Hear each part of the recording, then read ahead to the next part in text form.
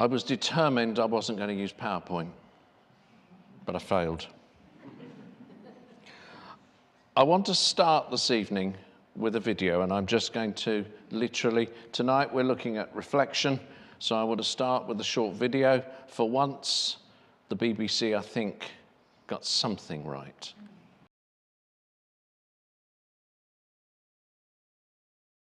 That's an extract from the programme. Some of you may have seen it, We Will Dance Again. Interestingly enough, that week, that was the 4th most watched programme on the BBC. If you go back and look at the stats, you can go and view the stats of the viewing. If you look down the programmes, that was the 4th most watched programme. That video, that clip that I wanted to start with, talks about those who actually died on the day that the Hamas came into Israel. Those are the ones who died at that music festival. If you remember, there was a music festival. One of the things there happened was that was one of, we understand in the research I've done, one of the deciding factors to actually go in, because they knew they had got, as the slide says there, at least 3,500 Israelis who were of military age. And if you actually read in some of the documentation, their plan was actually to kill the whole lot.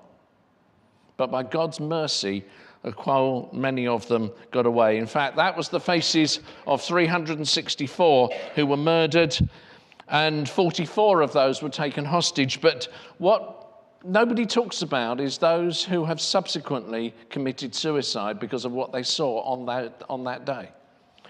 They've only got those documented from the music festival, but on that day, as you know, about 1,200, with the stats vary as to how many people were murdered on that day by Hamas, but it was a horrific occasion. And that programme, Surviving October the 7th, We Will Dance Again, so many people saw that and the descriptions of what went on. I don't know actually how thousands of people can march in London and say Hamas didn't do anything wrong on that day. You know, there are so many witnesses. And if you've seen the programme, so many clips. And last night, Simon Barrett used some of them. But you see, many of them who died actually died trying to save their friends. And one of the things was that the passage that, as I started to pull this together, I want to just turn initially to John 15, because it says the following, and it says, "These things I have spoken to you, that my joy may remain in you, that your joy may be full. And this is my command, that you love one another as I have loved you." And it was this verse that God wouldn't, as I was starting to pull this together, and I've been pulling this together for a while, it's that verse. It says, "Greater love has no one than this, than lay down one's life for his friends." I know that is Jesus talking about the fact that he was eventually going to be sacrificed for us. But on that particular day, there are many stories of people who actually gave their own lives for the sake of their friends, for the sake of their families. I remember one thing that really struck me, and you may have seen that clip, where there was a whole group of people who were in an air raid shelter. And Hamas kept throwing hand grenades in. And somebody kept throwing them out. And I think the testimony is about 20 hand grenades were tossed into that shelter. He picked them up and threw them out, until eventually Hamas decided the best way was actually to go in, and they grabbed him and they threw him out. And then they threw another hand grenade in. And somebody did actually manage, as he was about to throw it out, it actually exploded. And his sacrifice saved everybody else who was in that air raid shelter. You see, when you read of those sorts of things, if I'm honest, it gives me hope that maybe there is some humanity left in a very bad and a dark world. But you see, one of the things is that, as Graham just mentioned, I think we're living in actually quite exciting times, because we're seeing Scripture fulfilled if we want to look for it. And I'm going to look at one or two this evening. And I want to also turn to Psalm 2. And I want to explain something. In Psalm 2 it says, "Why do the nations rage and the peoples plot a vain thing? The kings of the earth have set themselves, and the nations' rulers take counsel together against the Lord and against his anointed, saying, let us break their bonds into pieces and cast away their cords from us." But it's this verse, and it says, "God, he who sits in the heavens, shall laugh and hold them in derision." You see, I don't know how you responded when you learnt the news about those pages exploding. Can I say I laughed? It was a holy laughter because I just felt that God had brought and allowed the Jewish people to do something extraordinary. And I know one or two people have asked questions, so I'm just going to focus on that for a few minutes. Because actually, those of you who know me know that I have an engineering background. I did teach physics and IT for 40 odd years, but I love technology. And one of the most important things is, and it's been said by the military, and I can assure you I don't just take my sources from the BBC, I dig.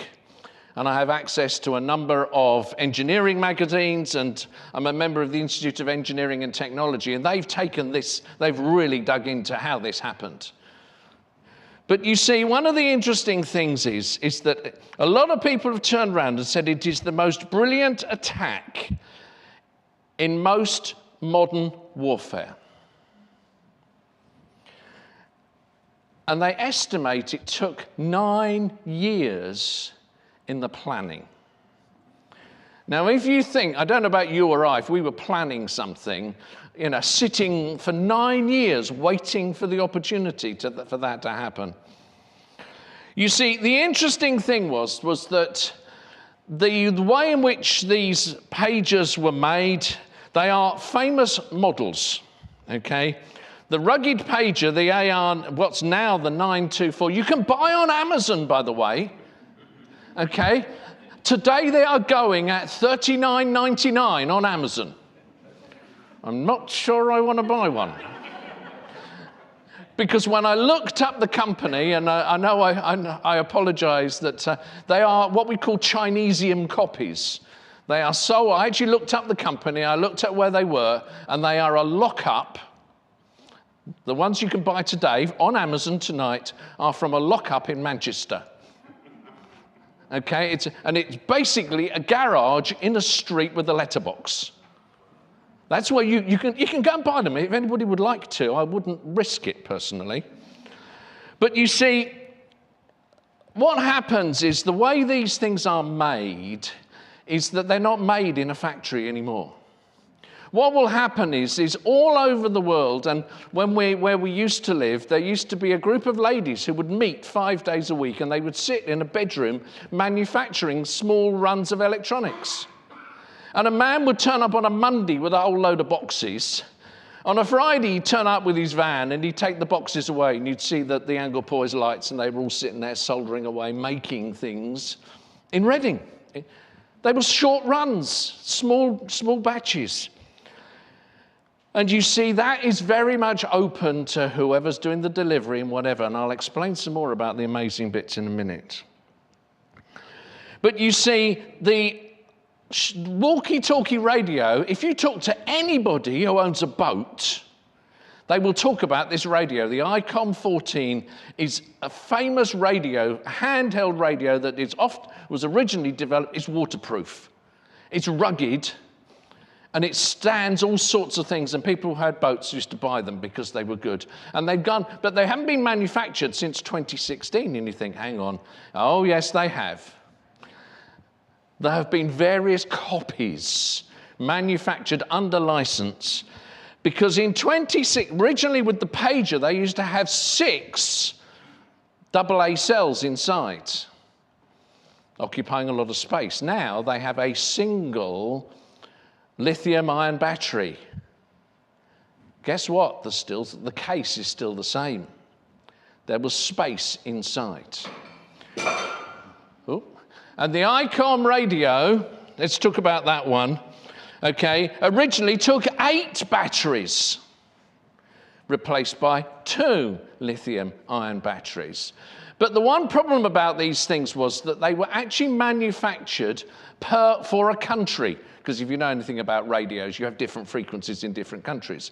And so the manufacturer of these said, well, actually, what we need to be able to do is we need to make a universal one, so that all you do is you plug in your USB and you can program it up for whichever country you're in. That seemed a great idea. So it came with supposedly an extra battery and some extra circuitry. I would suspect, by the way, they're £199 each on Amazon. You can still buy those radios today. They are advertised as being programmable for your country with your laptop. I'm not quite sure with 3 batteries, they say, for long life. I'm not sure I'd want one of those at the moment, because the Israelis intercepted and very cleverly, somewhere in the manufacturing process, have changed one of those batteries for an explosive charge. That takes a lot of planning. But then you've got to get Hezbollah to use them.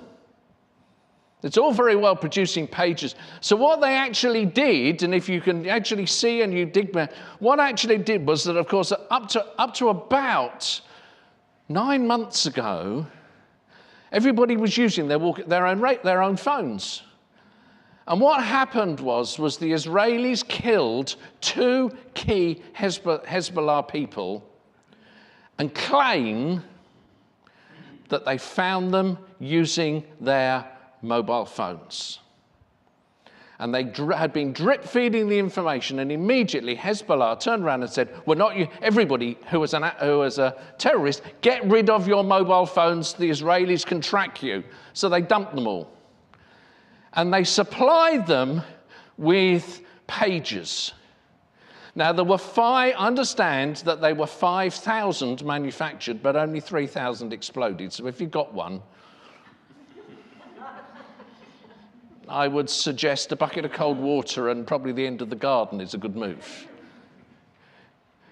But what I'm saying is that is absolutely amazing when you think about it. It has the hand of God on it. That actually they were persuaded to get rid of their phones. And just a little thing, I'd looked at the structure of the way in which this terrorist organization works. What was happening is it worked as follows, and you won't find that, you have to really dig. But basically what happens is that commands were sent out from HQ via pages.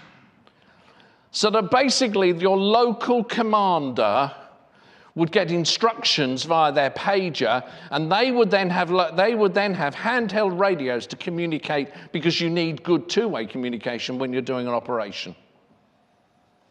So what you've got about somewhere between 3,000 and 5,000 of these pagers all sitting in people's pockets, top pocket, belt. What would happen is it would bleep. The display was on the top, and you press the button to read the message, and bang. Okay, you pick it up to read it, bang. Maybe the hand as well. Not being grooved. But can I say, as a result of that, they took out, with the least collateral damage, and I don't like to use that word, but with the least, they took out, they know, because all the Hezbollah operatives are now in hospital. 3,000 of them, an amazing operation. And then, of course, what did they do? They then got the radios to explode, which took out the next level. An amazing operation. God had his hand upon it to allow that to happen. And that's important that we remember that. I know one or two people asked about that and said, but just a last sort of statistic is that actually about 60% of the injuries were facial, which sounds pretty nasty, but they have said those people will never, ever pick up a gun. They are engaged in war. And they said that of those people, of all of those who were injured, they will never fight again due to their injuries. We know that 2 children got killed, and we understand for those 2, it was a case of the pager was on the table, Daddy, your pager, or Mummy, your pager's bleeped, and when they picked it up and pressed a button or whatever, unfortunately. But it was an amazing operation. Clearly has the hand of God on it. I put this one in, just to be reminded that we mustn't forget the hostages. But let's turn to Psalm 121. I'm mostly going to be looking at some Psalms as we sort of run through this. But in Psalm 121, it says the following. Most of us will have quoted the first bit, won't we? It says, I lift up mine eyes to the hills, from whence comes my help? The help comes from the Lord who made heaven and earth. And of course, we could dwell on just that phrase for hours. But he will not allow your foot to be moved, and he who keeps you will not slumber. And it's this key verse, and it says, behold, he who keeps Israel shall neither slumber nor sleep. The God whom we worship is for Israel and the Jews, despite what they do. And somebody said to me, how can you be supportive of the Jewish people, when they do such terrible things? And my answer is, when you do nothing wrong, then you can point a finger at them. And that's used to shut people up. The Jewish people are not perfect, but they are God's chosen people. And the God who is on their side, as it says here, neither slumbers nor sleeps. And just as we read on, it says, the Lord is your keeper. The Lord is your shade at your right hand. The sun shall not strike you by day, nor the moon by night. The Lord shall preserve you from all evil. He shall preserve your soul. The Lord shall preserve your going out and your coming in from this time forth and forevermore. And if you want to just, print that off and pin it up on the fridge, we can claim that as a promise from God for us, because we are now part of his chosen people. But you see, the one thing that excites me is the fact that we are actually part of that. And I just want to look at Psalm 83, a couple more Psalms, and then I'm done. Psalm 83, by the way, was written about 900 BC, about 3,000 years ago. And it says the following. It says, do not keep silent, O God. Do not hold your peace, and do not be still, O God. We need to cry out to God and say, call on him for action on behalf of his people. And then it says the following. Now, this is 7 to 900 BC. Okay, let's look at what it says. It says, for behold, your enemies make a tumult. Well, they were certainly doing that in London on Saturday. For those who hate you have lifted up their head. They have taken crafty counsel against your people and consulted together against your sheltered ones. They have said, come, let us cut them off from being a nation, that the name of Israel may be remembered no more. 900 BC. For they have consulted together with one consent. They form a confederacy against you. And then then the psalmist goes on to talk about who these people are. And I was going to have a map, but no, I haven't got time. For the tents of Edom and the Ishmaelites, Moab and the Hagarites, Jebel, Ammon, Amalek, Philistia, the inhabitants of Tyre, Assyria has joined with them, and they have helped the children of Lot, Selah, and deal with them as Midian, as with Sisera, as with Jabin at the brook of Kishon, who perished at Endor, who became refuse on the earth. Make their nobles like Oreb and like Zeb, yes, all their princes, like Zebah and Zalmunna, who said, let us take for ourselves the pastures of God for a possession. If you remember, recently we've seen high court action, haven't we, when unfortunately it was South Africa came against the children of Israel, against the Jewish people, the nation of Israel, saying, look, for all the supposed war crimes that they'd committed. And look at verses 4 and 5, where it talks about their motive. And then verses 6 to 12 talks about who. And verse 12 says, let us take for ourselves the pastures for God as a possession. Well, let me just remind you of a couple of things. And I just pulled these from some of you may remember the talk I did on Israel and the Jews. This is the PLO covenant from 1964.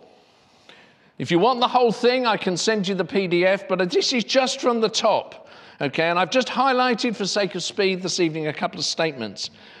It says, the last sentence of the first paragraph says, and to move forward on the path of a holy war until complete and final victory has been attained.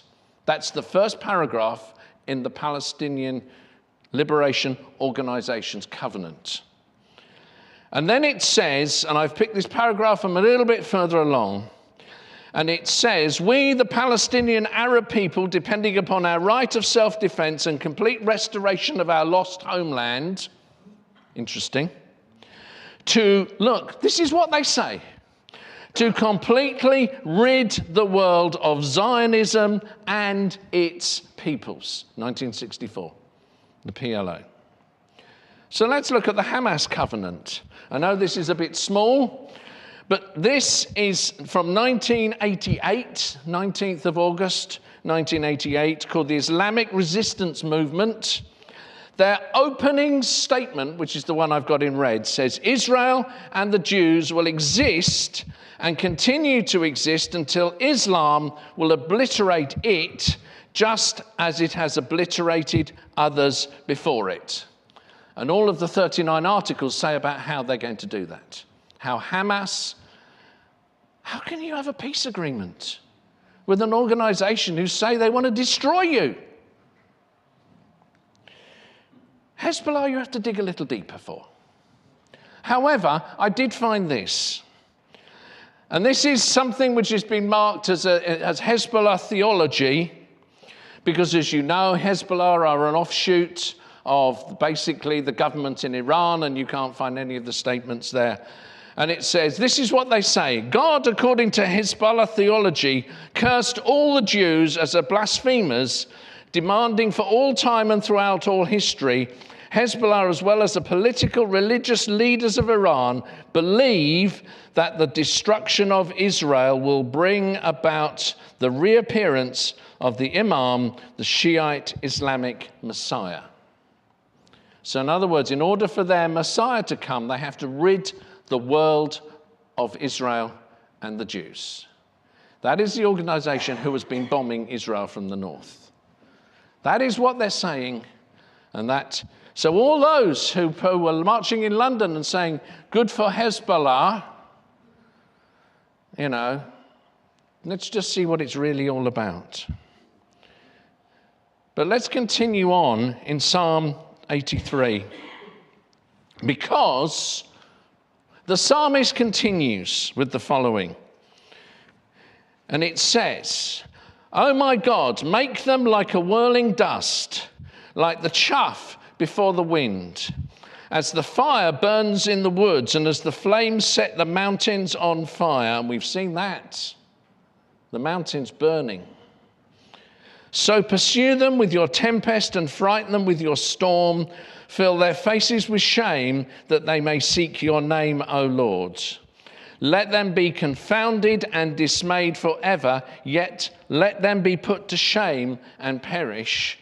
And this is important, "that they may know that you," that is the God whom we worship, "whose name alone is the Lord, are the most high over all the earth." We have seen when they attacked with all those missiles, and I could go into all the thing about the Iron Dome, and I've looked at all sorts of bits and pieces. If you launch 200 missiles into a country, you would expect to have better success than the Iranians did. If you fire 200 missiles into Britain, and we've got lots of green space, you would expect better than to kill one person, and that person was your own supporter. That is a miracle because, of course, the Israelis have taken the American Iron Dome and they've tweaked it like they do. But you see, God is on their side. We are living in a time of history. Let's just remind ourselves from Genesis. I'm nearly there, nearly finished. Genesis chapter 12. I will just read verse 3, and it says, and we're coming to the point, how do we respond? How do I respond? How do you respond? And it basically says in Genesis chapter 12, when God called Abraham, 3000 BC. And he says, when he talks to Abraham, he says, I will make you a great nation. I will bless you. I will make your name great, and you will be a blessing. He says, I will bless those who bless you, and I will curse him who curses you. And in you all the families of the earth shall be blessed. Basically, if you want to be blessed, then bless Israel. And anybody who wants to, if somebody says, I'm all these people who are saying they're no longer going to use Israeli products, ask them if they've got an Android phone, take it off them and stomp on it. Because the processing chip in an Android phone is a derivative of the ARM3 processor which the Israelis developed. And it was one of the best. It's always fought Intel. You may be familiar with that little company called Intel. But the ARM3 processor which they developed was the best processor in the world. It's now, I think, called the Snapdragon. They have fancy names for these things, don't they? But if anybody's got an Android phone, it's based on a design from Israel. That's why I like Android phones. How many of us actually go along the shelves and, where possible, try and buy Israeli products? Yeah, a few of you. Can I say most of the technology that we live stream with and we run in this church for our visual stuff, some of it is directly made in Israel and some of it is made under license. So the Israelis still get the money. Because that's the best place. And if anybody argues, just say to them next time they need to have an operation, ask them not to use the white stuff. The propanol, the stuff that puts you out, say, I don't believe in Israeli products. I'm going to have my operation without a general. We smile. But they developed it. They invented propanol, a general anesthetic that you can have part A goes in your arm and puts you to sleep, and they inject part B and you wake up. Amazing developments in technology. So let's have a look in the final Psalm, Psalm 122. Again, written about 500 BC. This is what we are living today. And it says, I was glad when they said to me, let us go into the house of the Lord. How many times have we heard this quoted? We see these verses quoted quite glibly, but we leave out the next bits. It says, our feet have been standing within your gates, O Jerusalem. Jerusalem is a city built, is compacted together. If any of us have been there, you know how compact Jerusalem is. When you see the tourists run where Jesus walked. And it says, where the tribes go up, the tribes of the Lord, the testimony of Israel. Give thanks to the name of the Lord. For the thrones are set there for judgment, and the thrones of the house of David. And verse 6, it says, pray for the peace of Jerusalem, that they may prosper who love you. Anybody ever wake up in the middle of the night? Yeah, I do. Okay. We have to be careful in our house. If you tiptoe to the loo too noisily, the dogs wake up. But can I say, what do you do when you wake up and can't get back to sleep? Pray for the peace of Jerusalem, can I say? If God's woken you up to pray for the peace of Jerusalem, you won't go back to sleep. And if Satan's woken you up to try and not give you a good night's sleep, as soon as you start praying for Jerusalem, you go back to sleep. Or am I the only one who that happens to? I'm glad I'm not the only one. But can I say, even more than ever, we need to pray for the peace of Jerusalem. And look what it says. It says, peace be within your walls, prosperity within your palaces. For the sake of my brethren and companions, I will now say, peace be within you, because the house of the Lord, I will seek your good. Can I say you can have peace in turmoil? It's the peace of the Lord. You know, we can say, I'm praying for the peace of Jerusalem. As we were reminded this evening, we need to pray for those whose lives are in turmoil. You know, those who have been displaced, those children who every time the air raid sirens go off, they wonder if it's their turn. Let alone the adults. Pray for the peace of Jerusalem, that they may prosper who love you. Amen.